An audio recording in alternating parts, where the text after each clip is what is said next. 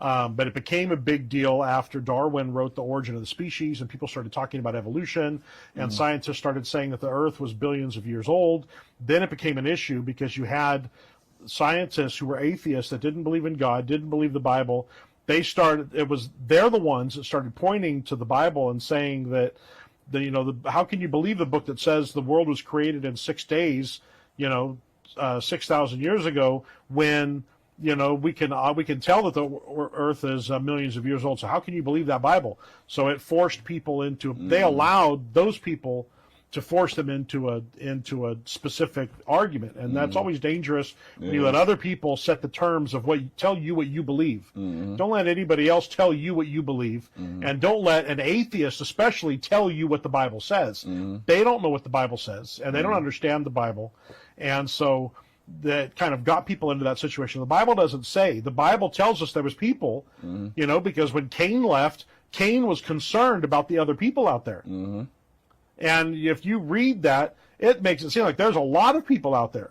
If it was just the descendants of, if it was his half-brothers and sisters, why is he worried about them killing him, because of whatever mark is on him, and being in exile. And so he's worried about the people out there. So it does sound like there was a lot of people, and he was able to get married, So the other option is he's marrying his sister,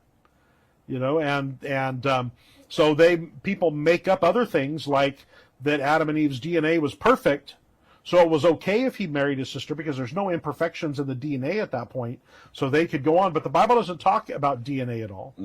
And it's throughout the history that the Bible shows us, it's not something that is normal for you to marry a full-on sister. With Abram, he married a half-sister. That still was probably not the most normal thing to do in those days. But the Bible tells us that Cain had no trouble getting wives. And so it does, when you read it, you have to add things, I think, you have to add things into the story the Bible's telling us for it to be that there's no other people.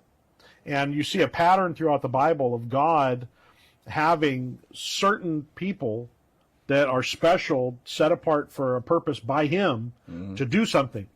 So if there were other people in the world, there's something then special about Adam and Eve being in the garden with God that would mean that none of the other people, if there was other humans out there, they're not walking with God.